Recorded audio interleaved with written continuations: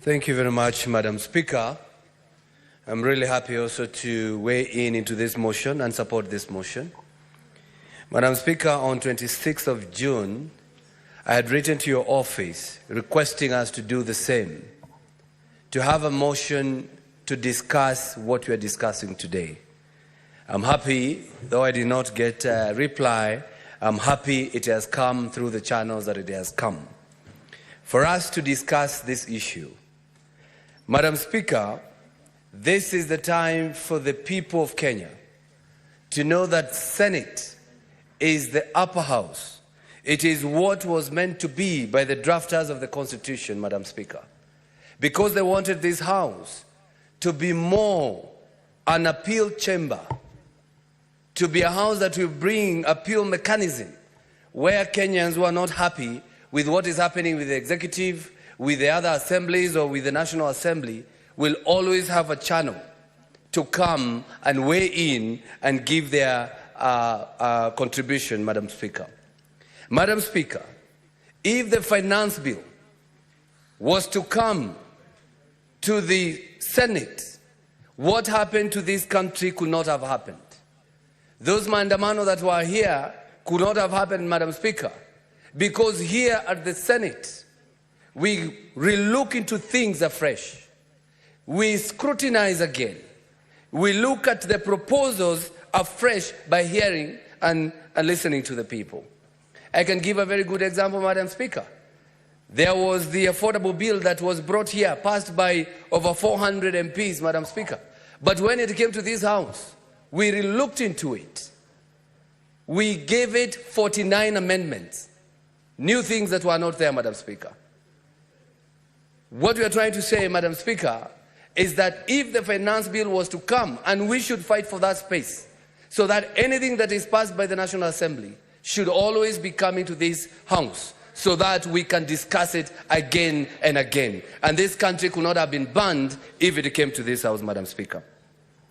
Madam Speaker, on the issue of Gen Z, and I take this time to condole with all those who lost their children, to those mothers and fathers who lost their children. And that's why we are here, we are discussing that everything, every stone must be turned. Whoever acted contrary to the law must face the law, Madam Speaker. And it's also good, because I said, I don't want to be part of, sensational comments. I want to be level-headed, Madam Speaker. I want to talk without exaggeration. I want to talk from a point of fact. And that's why I want to tell people what Gen Z mean. Many people don't even know. I saw an old man, a politician, former politician, saying, when I was Gen Z. You have never been Gen Z, Madam Speaker. Because a Gen Z is a period of which one was born. Gen Z are those who were born between 1997 and 2010, Madam Speaker. Those who are born, like Senator Medhu, between 1996, between 1981 to 1996, they are millennials, Madam Speaker. And those who are born before that, Madam Speaker, that is 1965 and 1980, Madam Speaker, that is Generation X. And if I was to go to our senior youth, Oburu Odinga, who was born, I think, in 1943, Madam Speaker, they are called the silent generation, Madam Speaker. And this is the generation that are created by American researchers. You are called at that particular, depending on what time you were born and what was happening at that particular time. Madam Speaker, the coming generation will be fire, will be more than these Gen Zs that we are saying. It's called Generation Alpha, Madam Speaker. Those who are born between 2011 to 2025. Why are they categorized like that, Madam Speaker? Is what was happening at that particular time when they were born. The Gen Z, they were born when we have social media, we have internet, they have access to information, they understand things as they happen. Madam Speaker, my daughter, who is in primary school, came to me after the finance bill was passed by the National Assembly and asked me, in school, the classmates were asking, did your dad vote yes or no? And then I asked, what did you tell them? Already she knows that senators were not passing. As she said, senators were not voting for this finance bill. So what this means, it is even those kids that are in school, those now we are calling Generation Alpha or the Gen Z, Madam Speaker, they understand everything that happens, Madam Speaker. Madam Speaker, we said we need to talk to Gen Z. And the reason why I've given that definition is because when the president is talking to Gen Z, he must make sure he's talking to Gen Z.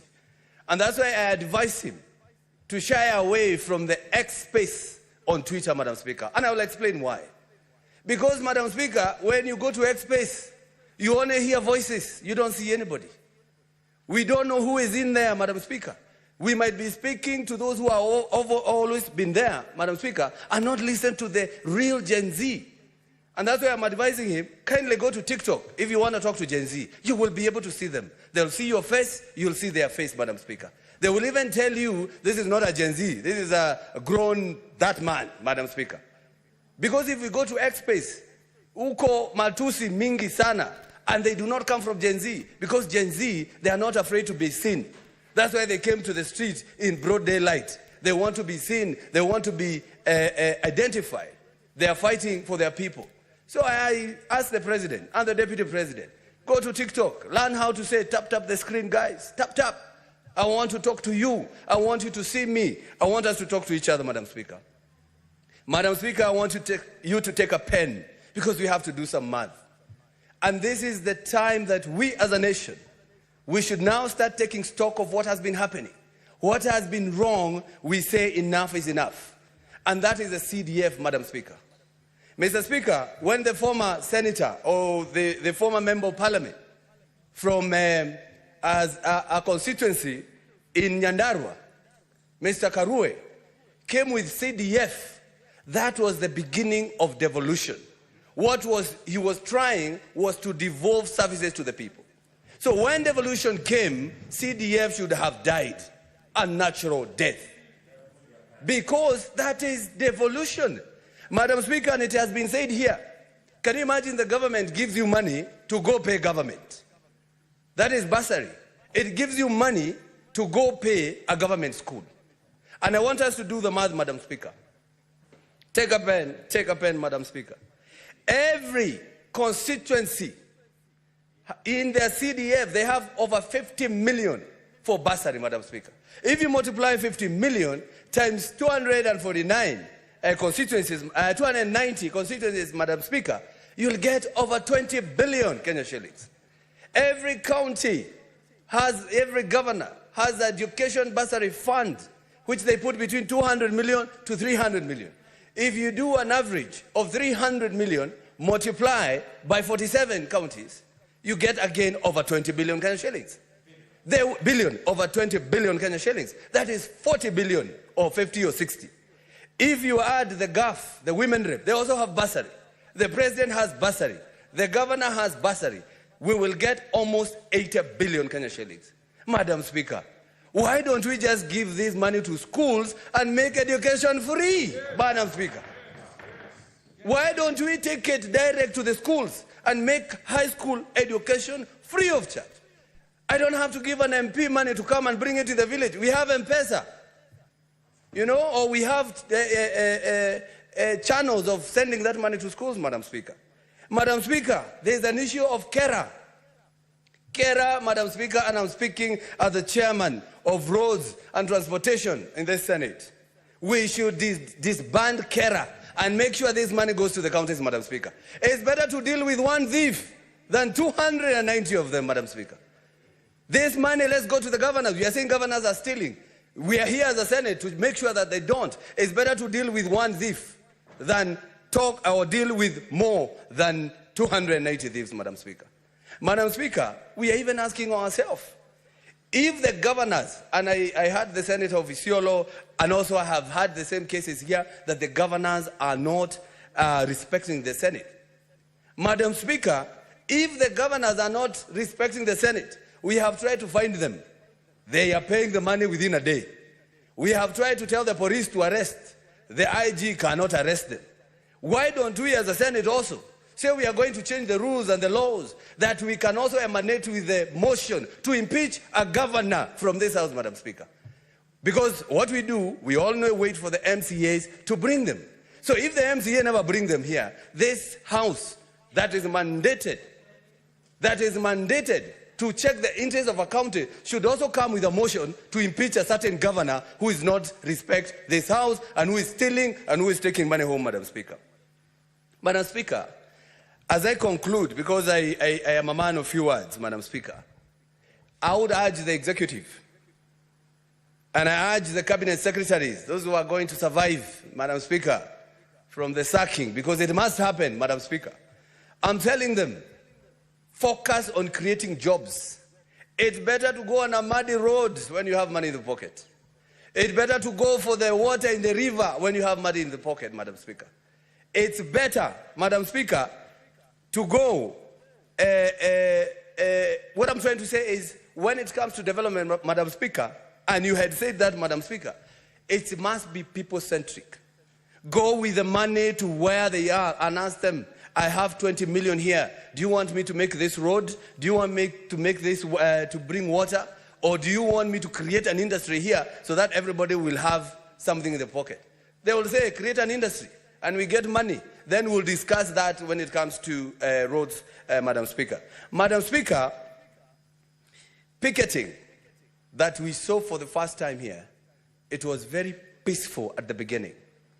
And the reason why it was very peaceful, because that is when only Gen Z were on the road, Madam Speaker.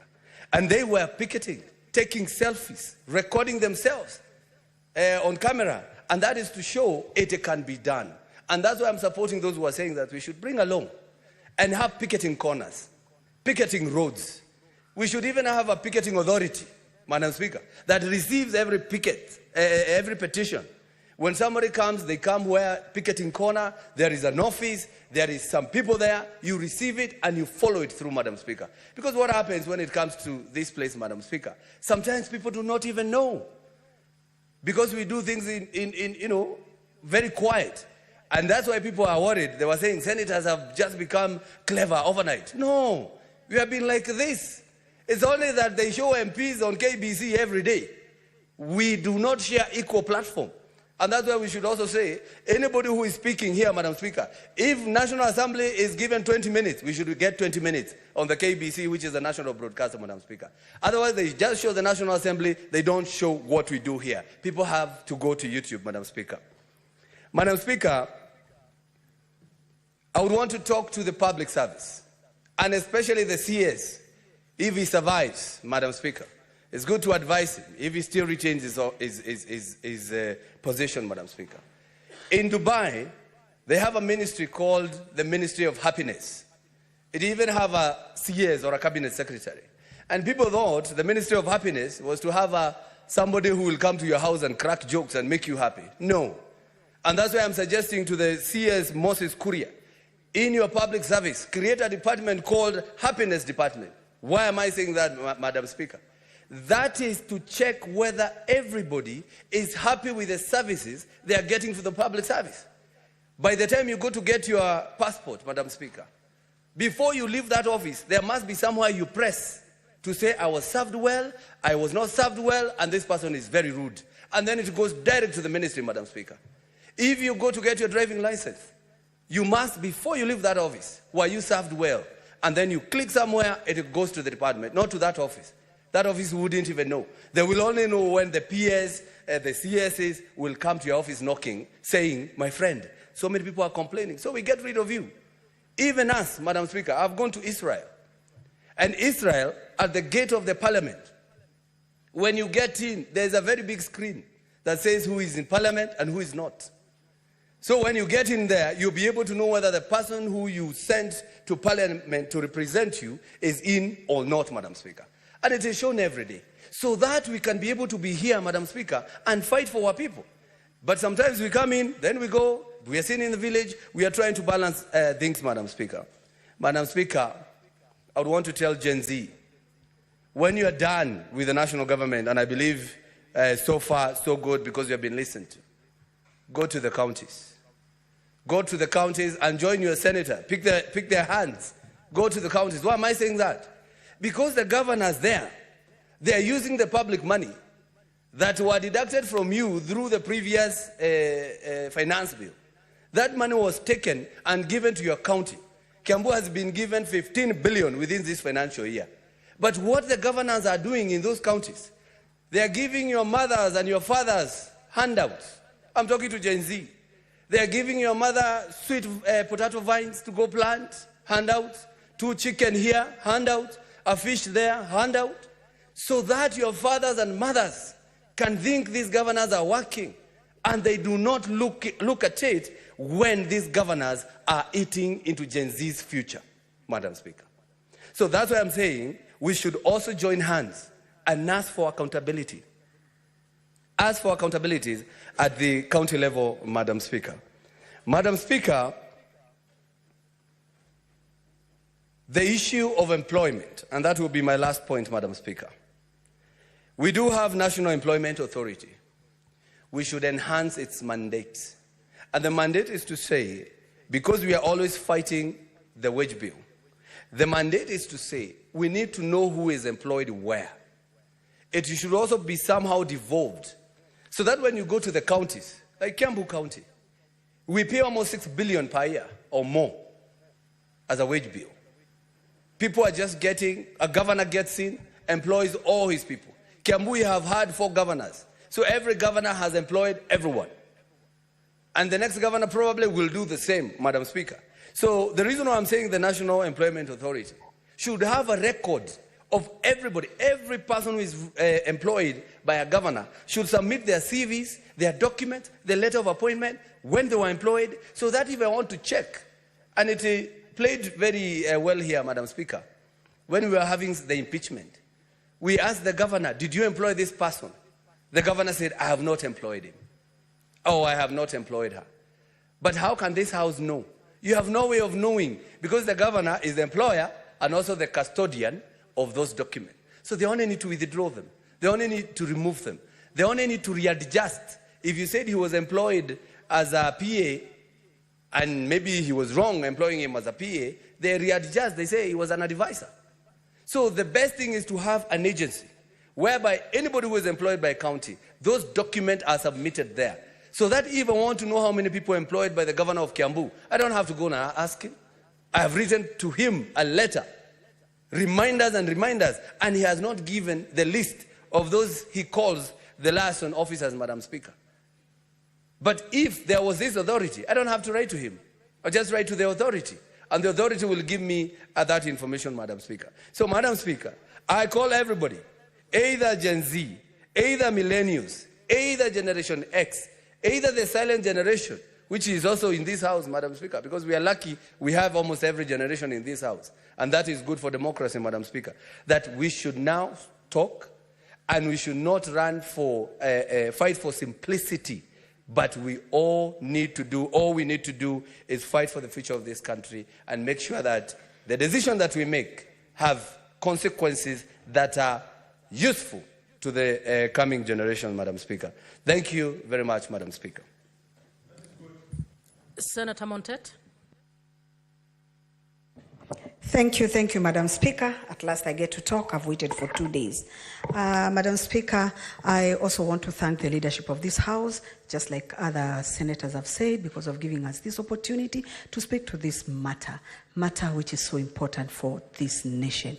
Madam Speaker, I would sincerely first want to pass my condolences to the families of our sons and daughters who died in this struggle of trying to be listened.